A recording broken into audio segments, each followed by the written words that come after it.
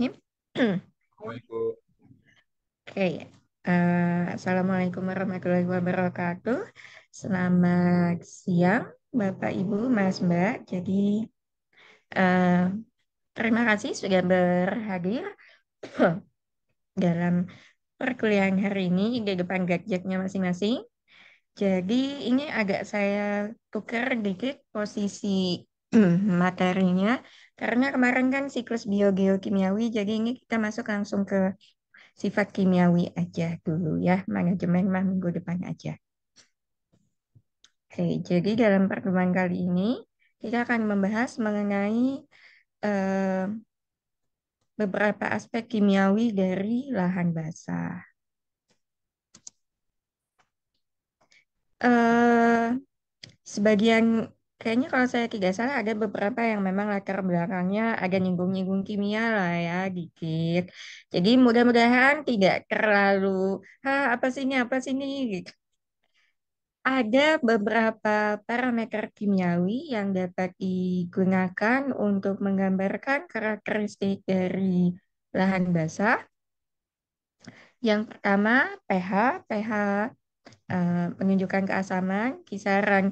Kalau dalam keadaan netral, ini memang pH diharapkan berkisar antara 6,5 sampai dengan 7 lah ya. Di atas 7,5 itu udah mulai terlalu basah sebetulnya. Tapi kalau untuk lahan gambut, terutama ini pH bisa biasanya lebih rendah dibanding em, batas normal ini ya, mungkin 5, em- antara 4,5 sampai 5 deh rata-rata. Kemudian juga parameter lain yang juga dapat digunakan untuk menunjukkan karakteristik kimiawi dari lahan basah itu adalah kandungan oksigen terlarut atau dissolved oxygen. Batas normalnya adalah antara 6,5 sampai dengan 8 miligram per liter. Kalau misalnya kurang dari 6,5, itu ikannya udah mulai kelepek-kelepek gitu loh. Karena kan sudah mulai kekurangan oksigen. Apalagi kalau sampai drop di bawah 2 miligram per liter. Maka perairan tersebut kalau kadar oksigen terlarutnya itu sudah jatuh di bawah 2 miligram per liter, maka perairan tersebut dapat dikatakan sebagai perairan yang hipoksik. Hipoksik tidak lagi memiliki kadar oksigen yang cukup. Nah, kemudian ada juga parameter kimiawi yang juga sangat lazim digunakan untuk menggambarkan karakteristik kimiawi atau kualitas suatu lingkungan perairan dari aspek kimiawinya itu adalah BOD atau Biological Oxygen Demand.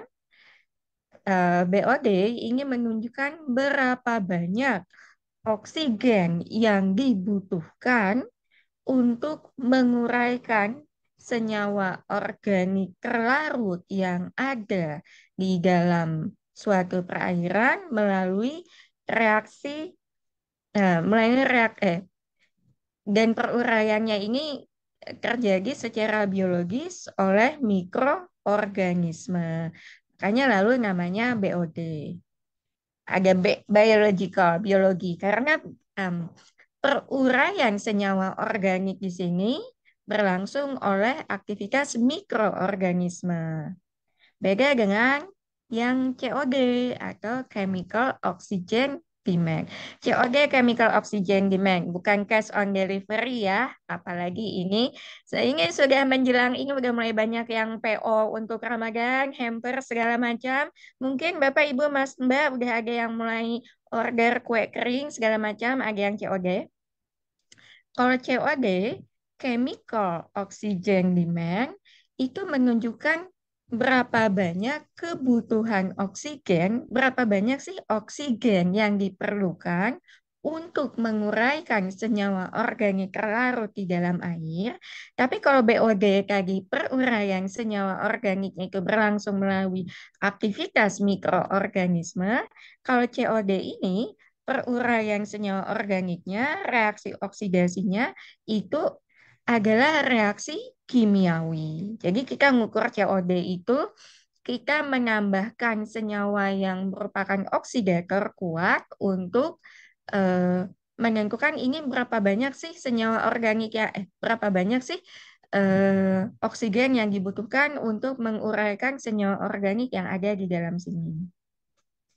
Biasanya kalau COD ini pakai titrasi permanganometri, pakai KMNO4. Nah, jadi jangan kebalik ya, Bapak Ibu, Mas Mbak. Kalau dalam perairan yang diharapkan dalam suatu perairan itu DO-nya tinggi, BOD dan COD-nya itu rendah. Kenapa? DOD tinggi tentu saja kita harapkan supaya kebutuhan oksigen organisme akuatik yang ada di dalam air itu terpenuhi. Sementara BOD dan COD itu ya kita pengennya rendah gitu loh.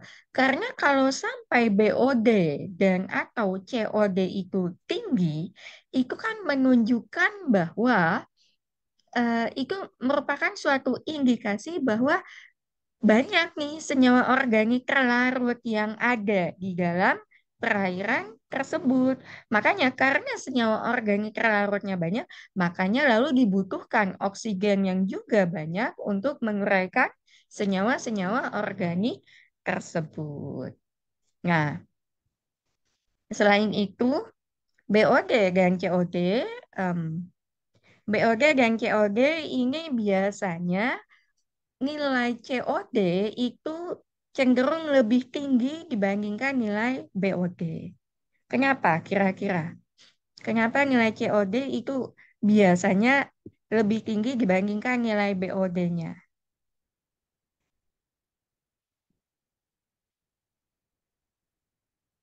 Kalau COD itu kan eh, peruraian berlangsung melalui reaksi kimiawi.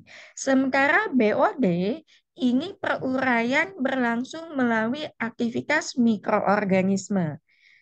Yang menguraikan senyawa organiknya, kalau BOD yang kita ukur itu yang menguraikan senyawa organiknya itu adalah mikroorganisme, bakteri kan. Nah, bakteri ini kan cerewet ya. Dia kadang-kadang senyawa organik itu banyak yang dia nggak mau menguraikannya. Ih, ini mah bukan makanan aku tidak mau menguraikan ini, kata mereka. Gitu.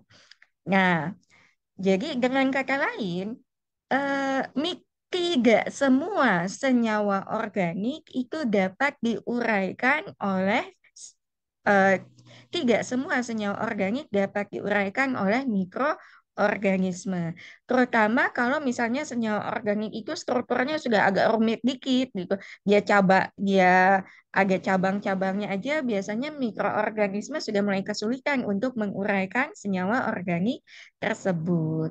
Sementara kalau dalam perhitungan chemical oxygen demand yang menguraikan senyawa organik itu kan senyawa kimia juga loh, gitu loh, sama-sama senyawa kimia.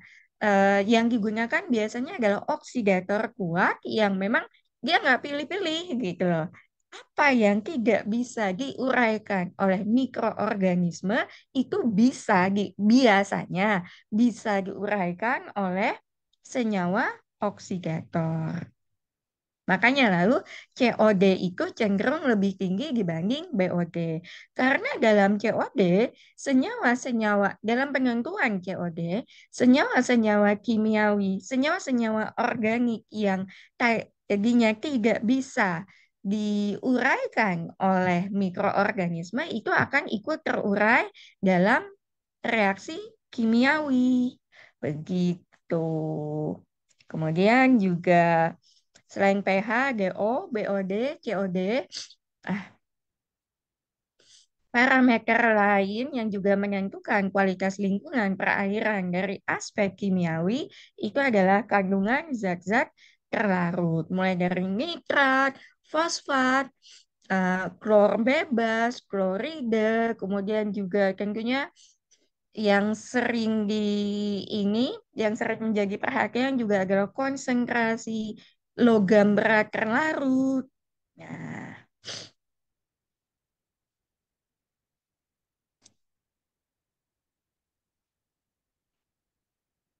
nah, kajian kimiawi lahan basah itu mencakup bagaimana berapa banyak sih kandungan unsur hara yang ada di dalam lahan basah dan dinamikanya. Dinamikanya ini maksudnya apa? Dinamikanya ini ya siklus biogeokimiawi yang kita bahas minggu lalu itu loh. Nah, berapa kandungannya dan bagaimana dia mengalami transformasi, bagaimana dia eh, berpindah dari satu eh, kompartemen lingkungan ke kompartemen lingkungan yang lain. Misalnya berapa banyak kandungan nitrogen. Kalau masih ingat kemarin kandungan nitrogen ini umumnya dinyatakan dalam bentuk senyawa nitrat atau NO3. Kandungan P dalam bentuk fosfat, kandungan kalium, kalsium, magnesium, iron atau besi dan seng dan lain-lain. Kemudian juga eh, pertukaran kation dan anion yang terjadi di dalam lahan basah, pertukaran kation unsur logam yang bermuatan positif, kalau kalau muatannya negatif, ionnya itu namanya anion. Jadi eh, gini, kation ataupun anion yang terlarut di dalam lahan basah itu bisa diikat oleh entah oleh sedimen yang ada di dalam lahan basah ini ataupun mungkin apa sih namanya partikel tersuspensi yang ada di lahan basah atau tanaman-tanaman yang ada di lahan basah tersebut, vegetasi akuatiknya dengan cara eh, si substrat yang mengikat ini melepaskan kation, melepaskan suatu kation yang dia ikat untuk ditukarkan gitu. Jadi kation yang semula terlarut itu diikat, sementara yang mengikat itu supaya dia bisa mengikat, dia melepas sesuatu terlebih dahulu. Biasanya yang dilepaskan itu H plus sih gitu loh. Jadi tadinya sedimen misalnya nih ya, pertukaran kation logam di dalam pertukaran kation logam terlarut dengan kation yang terikat di dalam sedimen, misalnya sedimennya ini dia mengikat H, mengikat hidrogen. Hidrogen ini lalu dilepaskan oleh sedimen tersebut sebagai H+, tapi dilepaskan untuk supaya si sedimen itu bisa mengikat kation logam yang tadinya terlarut di dalam airnya. Makanya lalu namanya pertukaran, dipertukarkan. Nah, selain itu juga kajian kimiawi lahan basah itu meliputi apa saja unsur-unsur toksik yang ada di perairan lahan basah dan bagaimana dia dapat mempengaruhi kehidupan organisme yang ada di lahan basah tersebut. Reaksi-reaksi redoks yang terjadi di lahan basah ini terutama akan mulai muncul kalau misalnya perairan lahan basah tersebut pH-nya cukup ekstrim, pH berada dalam kisaran pH yang cukup asam sehingga dapat mendorong terjadinya reaksi redoks. Transformasi unsur yang tadinya dia berada dalam bentuk suatu senyawaan A, unsur tersebut lalu bertransformasi menjadi senyawaan B. Misalnya kayak kemarin fosfat, tadinya dia berada dalam bentuk fosfat organik, kemudian dia lalu menjadi fosfat anorganik yang seperti itu. Dan tentu saja kemasaman lahan basah itu juga merupakan salah satu aspek yang sering ditinjau dalam kajian kimiawi lahan basah. Nah, eh, jadi ini adalah salah satu ilustrasi yang menunjukkan bagaimana berbagai senyawaan itu dapat mengalami transformasi dan interaksi ketika memasuki suatu lahan basah. Jadi mulai dari ini apa sih namanya? Mulai dari dia masuk karena lahan basah tersebut cenderung stagnan, atau arus alirannya itu sangat lambat, beberapa partikel-partikel tersuspensi itu lalu dia akan mengalami pengendapan atau presipitasi di sini. Dia mengalami presipitasi, kemudian juga selain itu di dalam lahan basah dengan berbagai mikroorganisme yang ada itu dapat terjadi reaksi-reaksi nitrifikasi maupun denitrifikasi, kemudian juga tentunya dengan apa sih namanya? Dengan peranan si mikroorganisme yang ada di lahan basah, senyawa-senyawa organik yang ada di dalam lahan basah itu dapat mengalami biodegradasi. Sehingga akhirnya kadang-kadang kalau misalnya kita bandingkan antara parameter kimiawi dari perairan di suatu titik sebelum dia memasuki lahan basah dengan outlet sesudah dia keluar, itu memang kadang-kadang agak ditemukan beberapa parameter yang bergeser gitu loh. Entah nilai DO-nya yang mengalami perubahan, BOD, COD-nya yang berubah, kekeruhan yang berubah, dan seterusnya. Karena memang ketika dia berada eh, di perairan lahan basah ini, berbagai unsur yang ada itu dapat mengalami transformasi. Nah,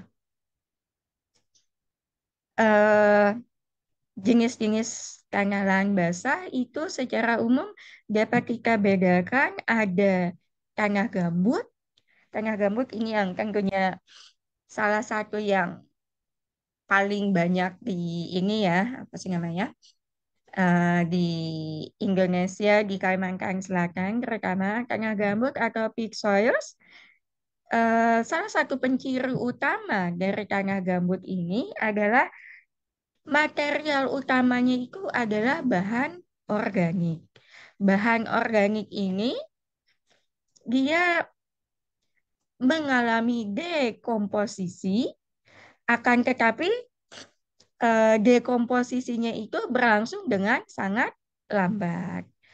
Kemudian juga di lahan basah itu terkadang kita juga menemukan ada yang namanya tanah sulfat masam atau acid sulfate soils.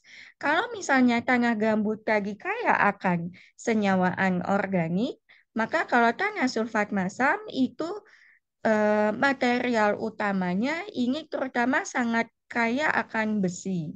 Sangat kaya akan besi yang selanjutnya dapat bereaksi dengan sulfur hingga membentuk senyawa anpirit atau pirit ini hasil interaksi antara besi dengan sulfida atau FeS2. Ciri-cirinya apa? Kalau misalnya yang kekuningan kayak gini loh, itu menunjukkan keberadaan besi.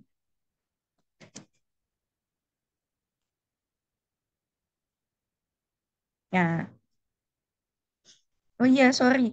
Saya sambil ini tolong diperbaiki ya Bapak, Ibu, Mas, Mbak. Saya kok tadi malam luput ya ngeliat ininya. Laju penumpukan ini lebih besar dibandingkan laju dekomposisinya. Dekomposisinya yang lebih lambat. Nah, tanah gambut, gambut itu terbentuk sebagai akibat dari proses penimbunan bahan organik itu jadi sisa-sisa tanaman, sisa-sisa vegetasi yang sudah mati itu numpuk terus sehingga sementara dekomposisi itu berlangsung dengan lambat. Kenapa dekomposisinya berlangsung dengan lambat? Kan dekomposisi itu apa sih namanya?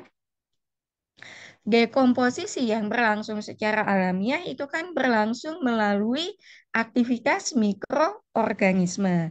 Dan untuk dapat berlangsung, aktivitas mikroorganisme ini tentunya membutuhkan oksigen.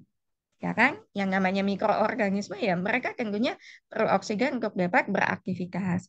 Nah, kalau misalnya di lahan basah itu kan kalau dia permukaannya inundated, kalau dia permukaannya ini tertutupi oleh lapisan air itu tadi kan akan sedikit banyak akan menghalangi transfer oksigen secara langsung dari atmosfer. Sehingga akibatnya apa?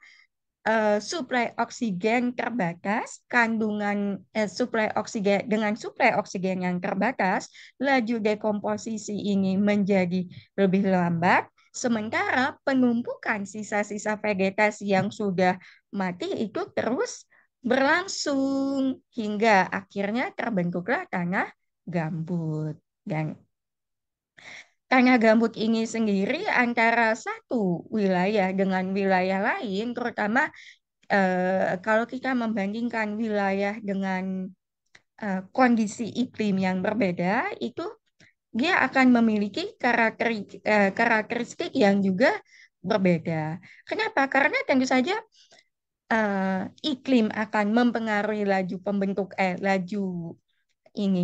laju pembentukan tanah gambut itu sendiri, dan tentu saja salah satu yang paling penting adalah iklim itu lalu akan mempengaruhi jenis vegetasi yang tumbuh di lahan basah tersebut. Padahal vegetasi inilah, tanaman inilah yang menjadi bahan utama pembentuk tanah gambut itu. Tanah gambut ini juga disebut sebagai histosol. Kenapa disebut sebagai histosol? Dari kata histo itu dari bahasa Latin atau bahasa Yunani gitu loh, yang artinya adalah jaringan. Karena maksudnya berasal dari sisa-sisa jaringan vegetasi. Sol itu ya tanah. Nah, klasifikasi gambut, gambut itu dapat kita bedakan berdasarkan kematangannya. Kematangan atau tingkat dekomposisinya itu sudah sampai mana. Bisa dilihat di sini, eh, kalau misalnya gambut tersebut masih belum matang, jadi tingkat dekomposisinya itu masih cukup rendah, jadi masih kelihatan gitu loh, apa sih, sisa-sisa, masih kelihatan, masih sisa-sisa akar, sisa-sisa jaringan tumbuhannya itu masih muncul gitu loh. Kelihatan masih berserat kayak gitu, itu namanya adalah gambut fibrik. Fibrik dari kata fiber ya, serat-seratnya itu. Di sini bisa dilihat undecomposed peat atau fibrik. Dia juga warnanya cenderung masih kecoklatan dan terlihat di sini dia itu masih apa sih namanya? Masih masih kelihatan kecoklatan ya. Kalau dibandingkan dengan yang di sebelahnya, gambut yang sudah tingkat dekomposisinya itu sudah lebih matang dibanding gambut fibrik tadi, bisa dilihat warnanya juga menjadi sedikit lebih gelap. Kemudian juga karena tingkat dekomposisinya itu sudah lebih matang dibanding fibrik tadi, eh, apa ya, serat-seratnya itu juga sudah tidak terlalu terlihat lagi. Di sini sih yang paling kelihatan ya.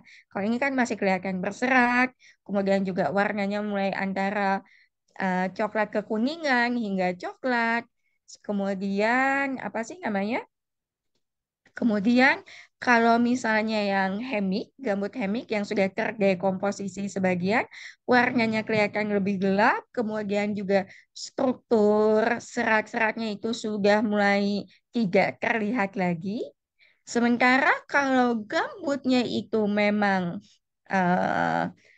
gambutnya itu sudah lebih matang, tingkat dekomposisinya itu sudah sangat tinggi, itu disebut sebagai gambut saprik.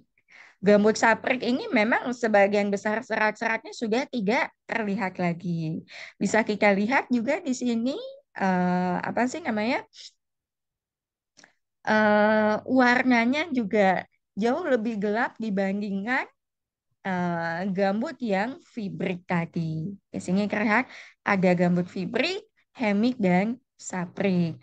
Kemudian juga bulk density-nya, tentunya kalau untuk densitas bulknya, untuk gambut yang fibrik tadi, karena serat-seratnya itu masih banyak, dia lalu belum terlalu padat.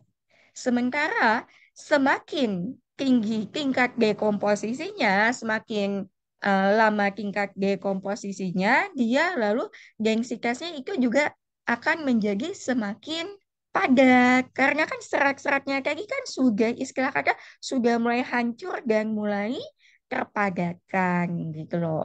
Dan serat-serat ini juga lalu akan mempengaruhi ininya, mempengaruhi kandungan saturated water kontennya, kandungan air jenuhnya. Kalau gambut fibri karena dia masih didominasi dengan bentukan serat seperti itu, dia masih bisa ini, menyimpan banyak molekul air. Karena kan bulk density-nya pun juga kan masih rendah, masih banyak ruang kosong gitu loh di antara serat-serat tadi. Sementara kalau misalnya tanah gambutnya itu sudah dekomposisinya itu sudah matang lah ya gambutnya, tingkat dekomposisinya sudah sangat tinggi, kandungan airnya itu juga menjadi semakin sedikit karena ya itu tadi dia semakin mampat gitu loh. Semakin sedikit jumlah pori-pori yang dapat digunakan untuk menyimpan air.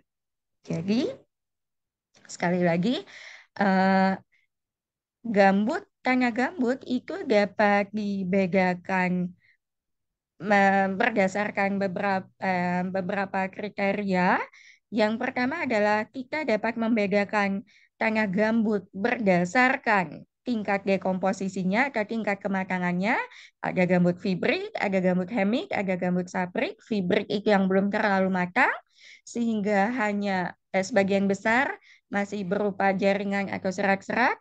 Hemik itu kalau dia mulai terdekomposisi, saprik itu kalau misalnya dia sudah betul-betul eh, terdekomposisi lebih dari 75%. Nah, kemudian juga selain berdasarkan tingkat dekomposisinya, gambut itu juga dapat kita klasifikasikan berdasarkan tingkat kesuburannya. Tingkat kesuburan di sini maksudnya adalah seberapa banyak kandungan unsur hara yang ada di dalam gambut tersebut. Mulai dari kalau misalnya kandungan unsur haranya itu cukup tinggi, itu adalah gambut subur. Kalau kandungan unsur haranya itu di tengah-tengah, itu adalah mesotropik. Kemudian juga kalau misalnya kandungan unsur haranya itu rendah, maka dia dikategorikan sebagai gambut yang miskin. Unsur hara yaitu gambut oligotropik.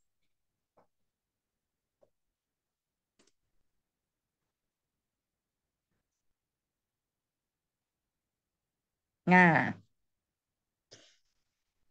kemudian eh, seperti yang sudah sempat disebutkan tadi, jenis vegetasi gam, tanah gambut itu kan terbentuk dari eh, tumpukan sisa-sisa vegetasi yang mengalami degradasi secara perlahan-lahan. Oleh karena itu, tentunya gambut itu eh, karakteristik gambut itu juga dapat berbeda-beda tergantung dari karakteristik vegetasi apa nih yang menjadi yang menjadi bahan utamanya, yang menjadi pembentuknya. Jadi, kalau kita klasifikasikan gambut berdasarkan apa sih vegetasi yang menjadi bahan utama pembentuk gambut tersebut, itu kita dapat mengklasifikasikan gambut menjadi tiga macam. Yang pertama adalah tanah gambut yang berasal dari rumput-rumputan, dari vegetasi yang memang adalah rumput-rumputan semacam ini, dan bisa dilihat kalau gambutnya ini rumput-rumputan, dia lalu cenderung eh, serasahnya itu, fibernya itu lebih banyak. Berbeda dengan kalau misalnya di beberapa daerah, terutama yang beberapa daerah yang beriklim dingin, itu sebagian besar vegetasi utama yang menjadi material utama pembentuk gambut tersebut itu adalah sfagnum atau lumut-lumutan. Nah, kalau ini dia cenderung lebih dense gitu loh dan tidak terlalu berserat dibandingkan yang rumput-rumputan ini. Kemudian kalau yang kayu-kayuan, nah ini biasanya. Jadi kalau di Indonesia ini sebagian besar kita gambutnya ya dari kayu-kayuan ini, dari tumbuhan berkayu atau ya rumput-rumputan. Cuma di banyak yang kayu terutama kalau di daerah dalam hutan tropiknya situ. Karakteristiknya juga akan menjadi berbeda. Apalagi kalau misalnya kita bandingkan kandungan apa saja yang ada di dalam gambut tersebut, ini akan terlihat. Nah, kemudian kita juga bisa mengklasifikasikan gambut berdasarkan iklim di mana tanah gambut tersebut tumbuh dan terbentuk dan berkembang. Gambut yang tumbuh di daerah tropik atau tropical peat, kemudian juga gambut yang tumbuh di daerah gambut yang terbentuk dan berkembang di daerah subtropis atau gambut yang terbentuk dan berkembang di daerah dingin. Sebetulnya ini ya karena dia iklim ini mempengaruhi vegetasi ya ini lalu juga klasifikasi berdasarkan iklim ini sedikit banyak lalu juga ditunjukkan dari jenis vegetasi apa nih yang dapat hidup pada iklim tersebut, iklim di sana. Nah, gambut itu memiliki daya retensi air yang sangat besar karena dia kalau misalnya masih dalam bentuk serasah ya dia banyak memiliki pori-porinya.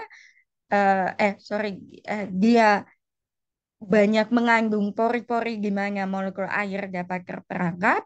Dan selain itu juga kalau misalnya kita tinjau dari aspek molekuler, eh, banyak gugus-gugus fungsional yang ada di dalam senyawa pembentuk gambut ini yang dapat mengikat air. Nah, kemudian nilai bulk density dari gambut itu dia lebih rendah dibandingkan dengan tanah mineral. Itu tadi ya, karena kalau tanah mineral kan memang padat, karena memang isinya ya mineral itu tadi, silika, Fe, dan seterusnya, yang memang mereka densitasnya tinggi. Sementara kalau gambut karena dia terbentuk dari sisa sisa vegetasi ini tadi, lalu banyak eh, banyak ada sisa-sisa serat atau serasahnya itu tadi, makanya lalu bulk density-nya ini menjadi lebih rendah. Dan ini juga masih dipengaruhi lagi dengan tingkat ininya tadi ya, tingkat dekomposisinya tadi. Kalau tingkat dekomposisinya masih rendah, bulk density-nya juga akan semakin rendah pula. Karena yaitu tadi, strukturnya yang serasa itulah yang menyebabkan densitas atau apa sih massa jenis ya, densitas itu menjadi lebih rendah. Nah, bagaimana karakteristik kimiawi dari lahan gambut itu akan mempengaruhi tentang bagaimana gambut tersebut lalu akan digunakan untuk tujuan pertanian, bagaimana kemudian juga bagaimana sifat kimiawi lahan gambut tersebut itu akan mempengaruhi bagaimana pertanian tersebut dikelola, kemudian juga langkah-langkah reklamasinya itu seperti apa. Kalau misalnya kita tinjau dari segi molekuler, komposisi kimiawi bahan gambut itu tentunya akan sangat dipengaruhi oleh apa sih vegetasi yang membentuk lahan gambut itu tadi. Kemudian juga derajat dekomposisinya itu seperti apa, kemudian juga lingkungan sekitarnya itu seperti apa, ini akan sangat mempengaruhi bagaimana komposisi kimiawi dari suatu lahan gambut. Ini adalah contoh misalnya gini, jenis gambut tadi kalau misalnya kita klasifikasikan berdasarkan vegetasi pembentuknya kan ada yang gambut dari rumput-rumputan, gambut dari lumut, kemudian juga gambut yang wood ya, yang kayu-kayuan. Ini ada sebetulnya cuma dua sih, cuma dua jenis, ada yang sphagnum, ada yang forest. Nah, kalau misalnya kita bandingkan eh, di sini total jumlah senyawa organiknya ini tidak terlalu jauh berbeda. Untuk yang sphagnum ini kandungan senyawa organiknya ini adalah 95,7. Untuk yang kandungan tanah gambut kayu dari Sumatera maupun dari Kalimantan ini juga angka lebih dari 95 ya, ada yang 97, ada yang 98,6.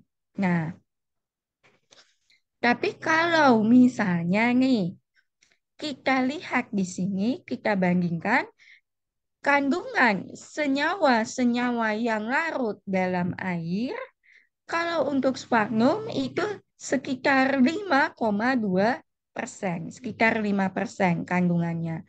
Sementara gambut yang berasal dari kayu-kayuan itu kandungan senyawaan yang larut air itu tidak setinggi itu gitu loh, tidak cuma kurang dari 2%. Yang ini malah tidak sampai 1%.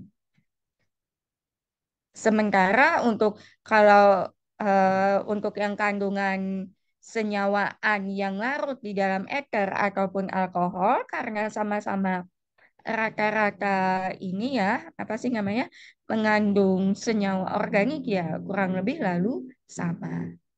Nah,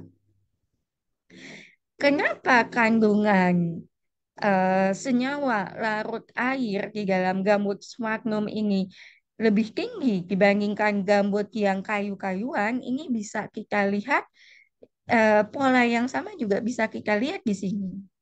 Kalau misalnya gambut sphagnum itu 17,1%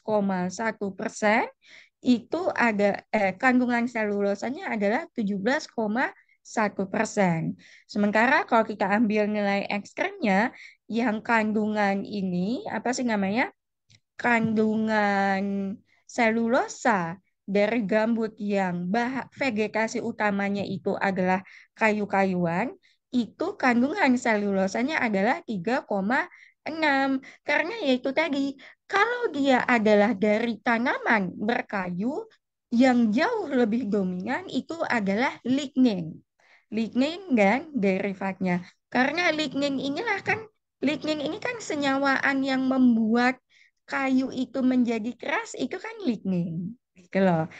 Makanya lalu kandungan lignin yang ada di dalam tanah gambut yang vegetasi vegetasi pembentuk utamanya itu adalah kayu-kayuan, kandungan lignin di dalam tanah gambut yang terbentuk dari kayu tersebut lalu juga menjadi sangat tinggi sekitar 75%.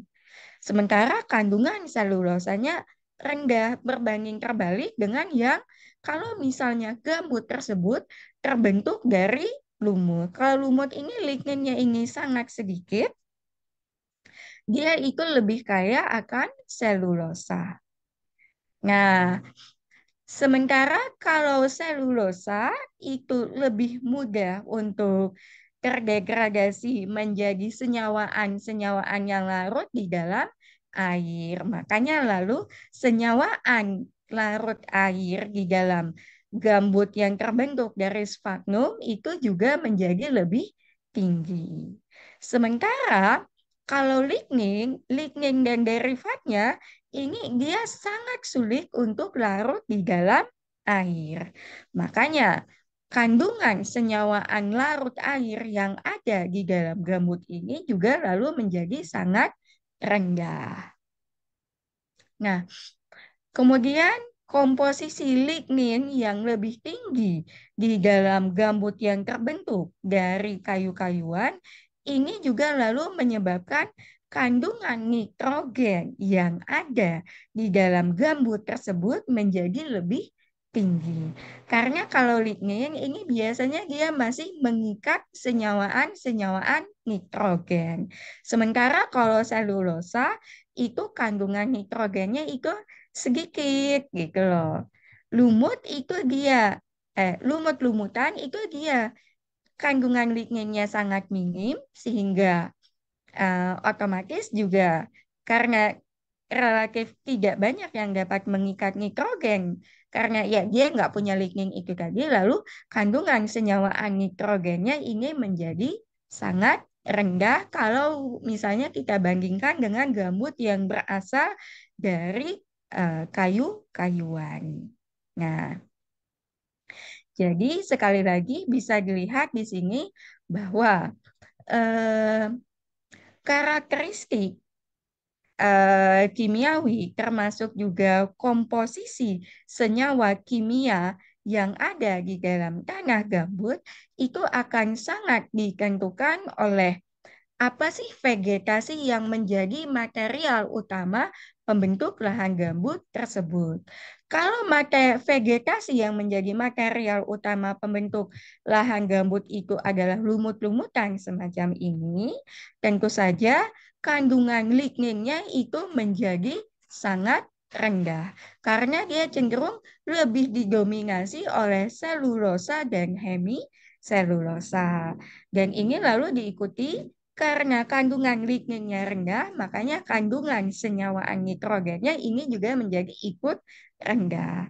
Akan tetapi, karena kandungan selulosa dan hemiselulosanya ini tinggi, gambut yang terbentuk dari lumut-lumutan itu dia mengandung lebih banyak senyawaan yang larut di dalam air. Berbeda halnya dengan gambut yang material, yang ma- berbeda halnya dengan gambut di mana vegetasi yang menjadi material utama pembentuknya itu adalah kayu-kayuan. Karena kalau kayu-kayuan ini yang sangat tinggi itu adalah kandungan ligninnya. Karena kandungan ligninnya itu tinggi, maka karena lignin ini biasanya juga dia mengandung nitrogen, senyawaan nitrogen yang ada di dalam tanah gambut ini juga biasanya relatif lebih tinggi. Ligninnya tinggi, eh, gambut yang terbentuk dari kayu-kayuan, ligninnya tinggi, tapi lalu kandungan selulosa dan hemiselulosanya ini menjadi lebih rendah. Dan ini berpengaruh lalu terhadap kandungan kandungan senyawa-senyawa yang dapat larut di dalam air ini juga lalu menjadi lebih rendah. Oke. Nah, eh, selanjutnya, keasaman tanah gambut ini cenderung memiliki keasaman yang cukup tinggi. Kalau misalnya dia adalah gambut tropis. Gambut tropis ini pH-nya bisa mencapai antara 3 sampai dengan 4,5. Akan tetapi di beberapa daerah ini justru dia kaya akan senyawaan kapur sehingga karena kapur itu dia cenderung bersifat basa, lalu pH-nya itu justru di atas 6 biasanya. Nggak yang basa sampai 9 10 gitu sih. Cuma kalau dibandingkan ya dia lebih basa dibandingkan tanah gambut yang berada di daerah tropis. Nah, eh, senyawaan organik yang ada di dalam tanah itu kan setelah dia mengalami degradasi itu lalu akan menjadi humus atau soil organic matter, senyawaan organik di dalam tanah. Jadi pada awalnya eh, senyawa-senyawaan organik yang ada di tanah itu dapat dibedakan menjadi ada yang namanya residu organik. Residu organik ini adalah sisa-sisa vegetasi yang masih fresh, masih baru jatuh daunnya atau rantingnya baru jatuh sehingga dia belum mengalami ini, masih undecay, masih belum mengalami dekomposisi ataupun kalaupun dia mengalami dekomposisi, dekomposisinya itu baru berlangsung sebagian. Nah, selain itu, eh, fase organik yang ada di dalam tanah itu juga tidak hanya senyawaan berupa benda mati loh ya, tapi juga eh, organic matter, senyawa organik yang berada sebagai mikroba. Nah, kemudian organik residu ini, sisa-sisa residu organik ini lalu lama-kelamaan akan mengalami dekomposisi menjadi senyawaan-senyawaan yang lebih sederhana. Senyawaan-senyawaan organik dari residu-residu organik ini akan apa sih namanya? Akan mengalami dekomposisi yang tadinya strukturnya polimerik, dia akan mengalami dekomposisi, dia akan mengalami degradasi menjadi senyawa organik yang strukturnya lebih sederhana. Kemudian senyawaan-senyawaan yang strukturnya lebih sederhana itu tadi lalu dengan ini dengan bantuan mikroba lama-kelamaan itu dia dapat mengalami polimerisasi kembali. Jadi sisa-sisa vegetasi pas awal tadi kan mula-mula dia mengalami perombakan terlebih dahulu nih. Dia dirombak menjadi yang ukurannya kecil-kecil dulu. Kemudian lama-kelamaan hasil perombakan itu lalu lama-kelamaan akhirnya bergabung kembali menjadi suatu struktur polimer, suatu struktur polimer yang berukuran besar yang lalu kita kenal sebagai humus. Nah, humus sendiri ini dapat ini apa sih namanya? Dapat dibedakan menjadi ada dua macam sih sebetulnya. Ada yang memang masih memiliki struktur yang dapat dikenali. Kemudian ada juga yang dia struktur apa ya, tidak ada struktur khusus, dia merupakan suatu polimer amorf yang juga dikenal sebagai senyawaan humat. Nah, senyawaan humat ini dia yaitu tadi dia terbentuk melalui reaksi-reaksi sintesis sekunder. Jadi yang lignin yang sudah terpotong-potong tadi lalu eh, bergabung kembali menjadi suatu polimer yang amorf, itulah senyawa humat. Nah, senyawa humat ini dapat dibedakan menjadi tiga macam. Ada tiga macam senyawa humat, yaitu asam sulfat, kemudian ada asam humat, dan ada humin. Senyawaan humat ini dibedakan menjadi tiga ini tadi berdasarkan apa? Berdasarkan perbedaan kelarutannya. Kalau misalnya humin ini dia tidak larut di dalam asam maupun basa, sementara kalau asam sulfat dia larut di dalam asam dan larut di dalam basa. Sementara kalau asam humat ini dia larut di dalam basa, akan tetapi dia tidak larut di dalam asam.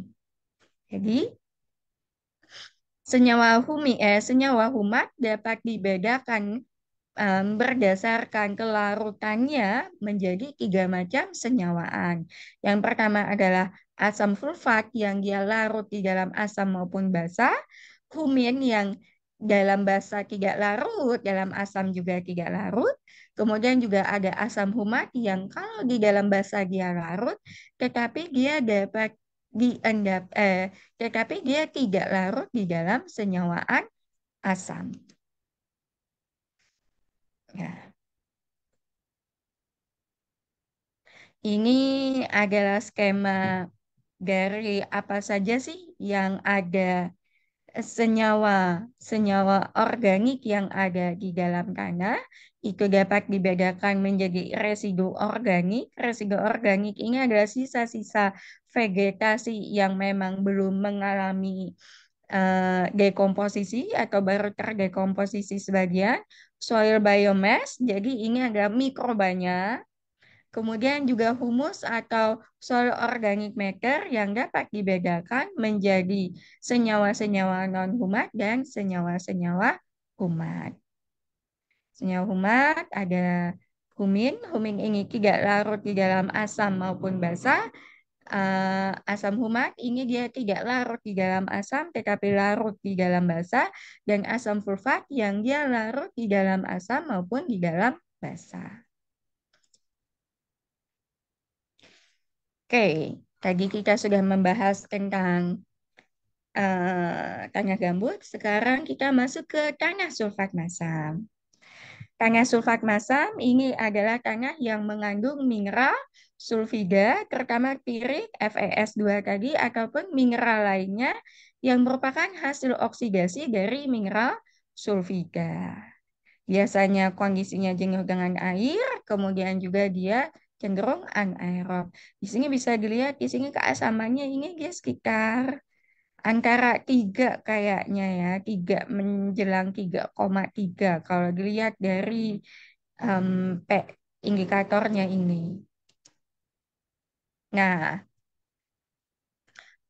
eh, beberapa kondisi yang mendorong kenapa FeS2 ini bisa terbentuk. Yang pertama adalah FeS2 ini akan terbentuk kalau misalnya prekursornya, senyawa-senyawanya itu eh, berada di dalam lingkungan yang anaerob. Makanya di sini dia berada pembentukannya ini di bawah lapisan air, di bawah lapisan air karena itu tadi dia nyari kondisi yang anaerob ini tadi. Kemudian eh, tentu saja supaya terbentuk FeS2 itu ada sumber sulfat. Baik itu berasal dari air laut, air pasang payau, ataupun air tanah yang memang sudah mengandung sulfida duluan gitu loh. Nah, selanjutnya eh, ada bahan-bahan organik. Kenapa bahan organik diperlukan ya? Padahal kan ini cuma Fe dan S2 ya. Kan dia tidak ada nggak ada C, nggak ada karbonnya. Kenapa lalu diperlukan bahan organik supaya pirit bisa terbentuk? Karena sulfat itu kan dia berada dalam keadaan biasanya dia itu berada dalam keadaan eh, teroksidasi untuk dapat direduksi menjadi sulfida, menjadi sulfur dalam bentuk sulfida, ini dapat berlangsung melalui reduksi oleh mikroorganisme. Dan supaya mikroorganismenya ini dapat mereduksi sulfat tadi, tentu saja mereka perlu bahan bakar, mereka perlu nutrisi, mereka perlu makanan. Nah, senyawa organik inilah, disinilah lalu peranan senyawa organik ini tadi, supaya mikroorganisme yang nantinya akan mereduksi sulfat menjadi sulfida ini dapat bekerja. Nah, kemudian eh, sulfidanya sudah ada, agar piritnya ini terbentuk, tentu saja lalu diperlukan sumber besi. Sumber besinya ini biasanya berasal dari sedimennya, dari sedimen walaupun tadinya dia sedimennya ini bukanlah acidic sulfate soil, bukan tanah sulfat masam, tapi kalau misalnya dia memang mengandung eh, oksida-oksida besi, oksida besinya ini lalu dapat lepas menjadi Fe2+ atau Fe3+ hingga akhirnya bereaksi dengan sulfida, hasil reduksi dari sulfat ini tadi. Sehingga akhirnya terjadilah reaksi pembentukan pirit ini tadi. Jadi, sekali lagi, eh, agar pirik dapat terbentuk, itu ada beberapa kondisi yang diperlukan. Yang pertama adalah lingkungan yang anaerob, karena reaksi ini berlangsung dalam kondisi anaerob. Kemudian tentu saja supaya bisa terbentuk FeS2, kita perlu sumber sulfur gitu loh. Sumber sulfur dalam bentuk sulfat. Dalam bentuk sulfat, sulfat ini selanjutnya akan direduksi menjadi sulfida dengan difasilitasi oleh aktivitas mikroorganisme. Supaya mikroorganismenya ini dapat beraktivitas, mikroorganisme ini membutuhkan senyawa anorganik sebagai bahan bakarnya mereka. Kemudian tentu saja, ya gimana mau jadi FeS2 kalau hanya ada S-nya saja, kalau hanya ada sulfurnya saja, tapi tidak ada besi. Oleh karena itu, supaya piritnya ini bisa terbentuk, dibutuhkan sumber besi. Sumber besi, besinya ini bisa bersumber dari sedimen yang mengandung besi oksida Fe2O3 atau FeO. Bisa juga hidroksida besi. Wah, ini banyak reaksi kimiawinya. Jadi, ini versi gampangnya, ini versi rumitnya ya. Reduksi sulfat menjadi sulfida. Enggak, tenang saja, Bapak, Ibu, Mas, Mbak, saya nggak akan minta menuliskan reaksi kimiawi ini waktu UTS nanti. Yang saya aja belum tentu hafal gitu loh. Jadi sulfat, nah, sulfat bereaksi dalam kondisi asam dengan melepaskan eh, dan membutuhkan elektron menjadi Hs-, kemudian juga dalam kondisi ini tadi, eh, apa sih namanya? Dia akan menghasilkan H2S dengan difasilitasi oleh bakteri tertentu, bakteri Desulfovibrio atau Desulfotomacalum. Saya kayaknya kalau masuk biologi nggak lulus-lulus deh, karena menyebut nama bakteri aja belibet. Nah, kemudian sulfida H2S yang sudah terbentuk ini tadi lalu dapat melepaskan sulfidanya, melepaskan sulfida, dan di sini bisa dilihat H plusnya ikut lepas gitu, S. Jadi selanjutnya sumber besinya ini tadi lalu akan tereduksi Fe menjadi di sini kan Fe bilangan oksidasinya ini adalah Fe+3 ya. Fe+3 direduksi menjadi Fe+2. Kemudian Fe+2 inilah nanti yang lalu dapat bereaksi dapat bereaksi dengan H2S menjadi FeS. FeS ini tadi, FeS yang terbentuk ini tadi lalu akan mengikat satu atom sulfur lagi menghasilkan FeS2. Karena sulfat masam ini tentu saja memiliki beberapa karakteristik tertentu, keasamannya yang cukup tinggi, kemudian juga salinitasnya ini tinggi, kemudian juga karena dia banyak mengandung logam-logam terlarut, lalu tanya sulfat masam ini dia eh, apa ya, cenderung mengandung unsur-unsur atau senyawaan yang dapat bersifat toksik. Nah, Fe2+ misalnya ini dapat meracuni tanaman, kemudian juga H2S, kemudian juga gas metannya ini gitu. Karena kan CH4, karena kan kondisinya anaerob itu tadi ya, makanya lalu yang dihasilkan itu adalah CH4. Nah, kemudian di dalam tanya sulfat masam, ini fosfatnya ini cenderung tidak tidak available gitu. Dia tidak bebas. Ya, dia ada tapi tidak tersedia. Gimana?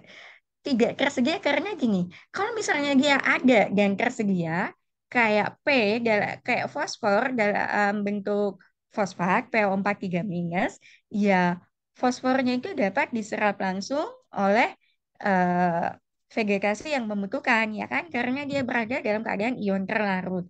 Tapi kalau misalnya di dalam tanah sulfat masam, ini P-nya ini ada kok gitu loh, tapi tidak tersedia, tidak available. Kenapa? Karena dia sekarang berada dalam keadaan diikat oleh lempung, oleh oleh Al aktif yang menjadi lempung ini tadi. Sehingga yaitu tadi P-nya tidak dapat dimanfaatkan karena dia stuck gitu loh, terikat, nggak bisa ngapa-ngapain. Begitu. Nah, tidak hanya P, tetapi beberapa unsur mikronutrien lainnya seperti Cu dan Zn ini juga rata-rata menjadi dalam keadaan ketersediaannya menjadi rendah karena dia berada dalam keadaan terikat dengan senyawaan organik yang ada. Oke, wah habis. Oke, baik. Itu saja materi dari saya. Apakah ada yang perlu saya ulangi atau ada yang mau ditanyakan atau gimana?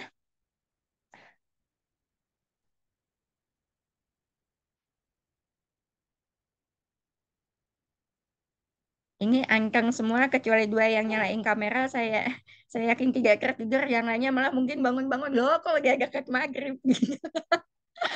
Oh, Ibu Aman, ah, Bu, aman, Bu. aman ya. mau tanya sedikit, Bu. Oh ya, silakan. Oke, terkait dengan yang tadi kapasitas tukar ion yang terjadi pada lahan gambut ya, Bu. Nah, itu Mm-mm. ada pengaruhnya nggak terhadap perubahan pH dari lahan gambutnya itu sendiri? Eh, Seharusnya sih berpengaruh karena kan kation yang dilepaskan itu ya biasanya yang akan dilepaskan itu kan H plus ya. Jadi tentunya akan kalau menurut prediksi saya itu akan mempengaruhi pH dari si air gambutnya tuh. Jadi ke airnya ya, Bu ya, lebih ke Iya, peran ha-ha. gambutnya. Oke. Makanya rata-rata air gambut itu kan cukup rendah ya, pH-nya kayaknya sekitar 5, 5,5 gitu loh. Rata-rata di bawah 6 gitu loh. Begitu. Ada yang pernah skripsinya dulu pakai air gambut nggak sih? Ingat nggak sih zaman-zaman? Dulu PKM pernah itu, Bu, buat asam humat dari tanah gambut kebetulan. Oh gitu.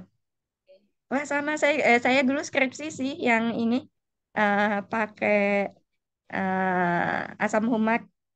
Jadi ngambil gambutnya dari sini, dikirim, bapak saya ngirim tanya gambut 10 kilo dari sini sampai di Jogja diolah jadi asam humat itu tinggal 5 gram itu. Rasanya sakit hati, Iya, Bu, bikinnya capek. bikinnya capek ya Bu ya. Oh, oh. Tapi saya ingat banget dulu dosen pembimbing saya itu sampai heran, itu di Kalimantan beneran ada daerah yang namanya gambut ya. Kata, iya Pak. Mbak Elva mungkin ingat Pak Juari. Kak Elva dulu sama Pak Juari juga bukan sih? Bukan ya? Kan saya sama Pak Bambang Pur di Oh organik. Pak, oh Pak Bambang Pur ya. Saya dulu sama Pak Juari soalnya beliau bilang, ah, saya pikir dulu itu eh, nggak benar katanya waktu saya ke Banjar ternyata benar katanya gambut. Anyway, Mas, Mbak, Bapak, Ibu, jadi ini kan kuliah terakhir di mana kita saling menatap, saling saling menatap walaupun yang ditatap layar ini ya. Nah, ini pertemuan ke-5. Minggu depan kuliahnya asinkron. Kuliahnya asinkron, jadi saya akan mengupload video, kemudian selain video itu nanti juga akan ada kayak kuis kecil-kecilan aja. Walaupun kuisnya mungkin apa warna kerudung saya di video tersebut, cuma untuk ngecek bahwa Anda nonton videonya atau tidak gitu loh. Enggak. Nah, setelah itu pertemuan saya itu lupa, pertemuan ketujuh itu saya anggap tugas yang seharusnya Anda kumpulkan tanggal 20 April itu adalah itu akan saya anggap sebagai gantinya pertemuan ya. Jadi pertemuan ketujuh kita adalah tugas mandiri. Itu sudah saya ini loh, sudah saya siapkan di e-learning. Kalau misalnya sekarang buka e-learning kan ada tuh pengumpulan tugasnya. Jadi udah 5, 6 asinkron, pertemuan ketujuh itu dari tugas, pertemuan ke-8 ujuk-ujuk UTS kita. Ya, eh, TS-nya di mana nanti, Bu? Di kampus. eh, ya, kalau misalnya di Masjid Sultan Surya yang sama, kultum namanya Bu, bukan ini, bukan UTS. Jadi itu kita tanggal berapa sih UTS jadwalnya? Wait, let me 20 Kak. 20 April ya, 13. Ya, UTS-nya 20 April di ini aja ya, di kampus aja ya. Ada UTS lain nggak, Bapak, Ibu, Mas, Mbak, kira-kira yang dijadwalkan untuk ini? Belum ada, Bu, jadwalnya. Mending UTS-nya online atau offline nih? Offline aja ya, supaya nggak capek mikirnya, atau lebih suka online sih? Kemarin waktu kontrak kan saya maunya offline. Esai ya, Bu. Ah, esai, Esai heeh. ya UTS-nya. Mm-mm.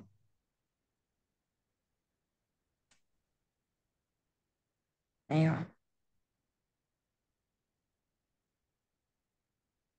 Ya sudahlah, UTS-nya online saja deh, ya, biar nggak ribet, supaya kita hemat Ya. kertas, ya. Jadi langsung diketik aja nanti ujiannya, dan lagian saya nggak capek baca tulisan tangan yang variatif. Ntar takutnya Bapak, Ibu, Mas, Mbak tulisannya ala kaligrafi semua, jadi saya hanya memandangi keindahan tulisan Anda saja, tidak sempat menilainya. UTS-nya online saja ya, kalau gitu. UTS 20 April, jadi akan saya buka dari jam 1 sampai jam 5. Gimana? Tapi begitu dibuka, Anda punya waktu 90 menit untuk mengerjakan. Jadi misalnya, Bu, saya mah mau sholat asar dulu. Biasanya saya setelah sholat asar, doa saya lebih dikabulkan. Ya monggo gitu loh, silahkan. Ya, Oke, oke. siap. Sip. Baiklah kalau begitu. Jangan lupa daftar hadirnya diisi. Aduh, ini ibu saya lagi masak apa sih, wangi banget. Sekali lagi, terima kasih atas kehadirannya saat ini. Oh, dan karena ini terakhir kali kita bertatap muka, mohon maaf lahir dan batin ya, walaupun masih sekitar 10-11 hari lagi. Terima kasih semuanya. Mudah-mudahan puasanya lancar sampai akhir, sampai Lebaran. Terima kasih. Wabillahi taufiq wal hidayah. Wassalamualaikum warahmatullahi wabarakatuh. Waalaikumsalam Waalaikumsalam Waalaikumsalam warahmatullahi warahmatullahi wabarakatuh. Terima wabarakatuh. kasih, Terima Bu. kasih, Bu. Iya.